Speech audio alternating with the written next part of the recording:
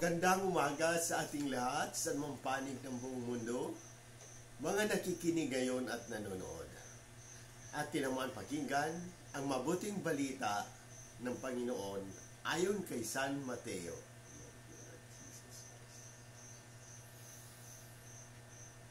Noong panahong iyon, tinipon ni Jesus ang 12 alagad at binigyan ng kapangyarihan magpalayas ng masasamang espiritu at magpagaling ng mga may karamdaman. Ito ang pangalan ng 12 apostol. Si Simon na tinatawag na Pedro at si Andres na kanyang kapatid. Sina Santiago at Juan na mga anak ni Zebedeo. Sina Felipe at Bartolome. Si Tomas at si Mateo na publikano.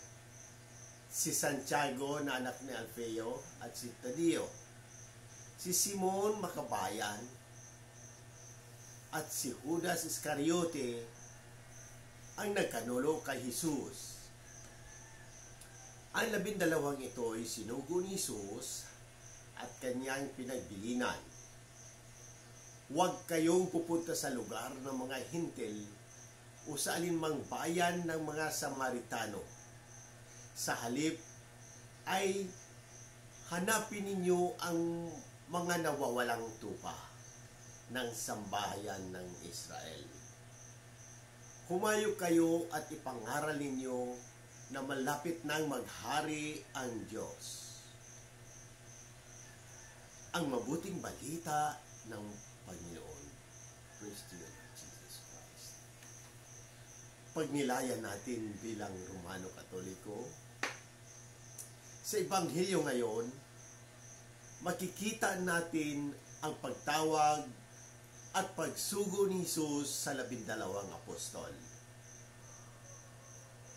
Binigyan niya sila ng kapangyarihan upang magpalayas ng masamang espiritu at magpagaling ng mga may sakit.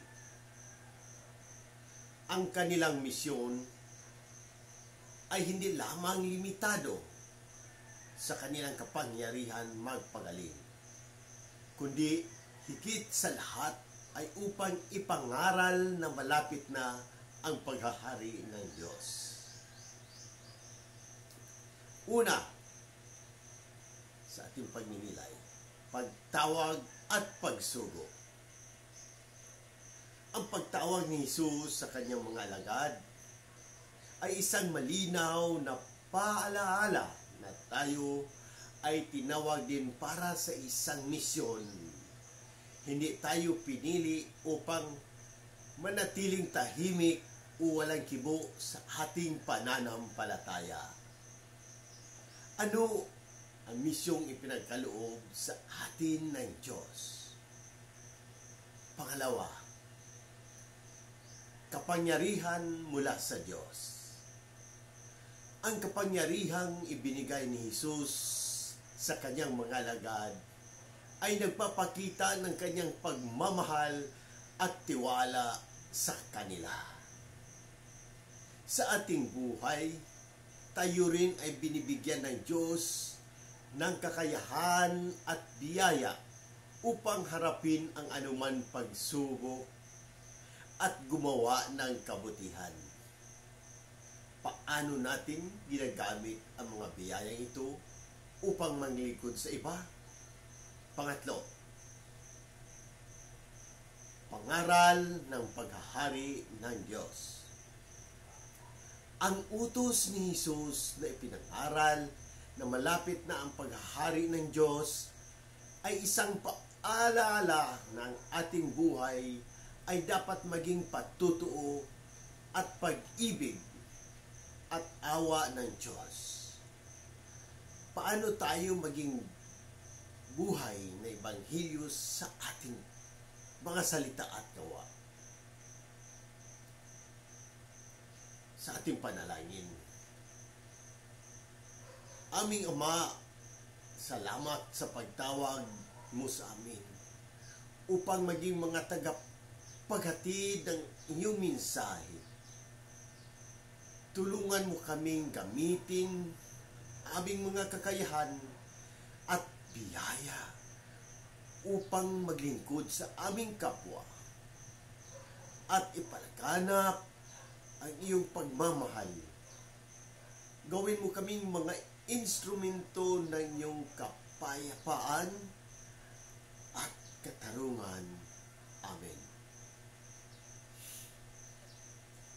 Sa muli, hinihikayat ko ang lahat, Katoliko man o hindi, na magtanong at pagnilayan ang mensahe ng Ebanghilyong ito. Kung may katanungan kayo tungkol sa pananampalataya, ang ating simbahan o anumang aspeto ng ating buhay, bukas ang aking puso na sagutin ang mga ito. Sama-sama nating pagninilayan at pahalagahan ang habag at pag-ibig ng Diyos na ipinapahayag ni Jesus sa Ebanghilyong ito sa pamamagitan ng ating mga gawain at salita. Naway maging daluyan tayo ng habag at pagmamahal ng Diyos sa lahat ng tao. Amen.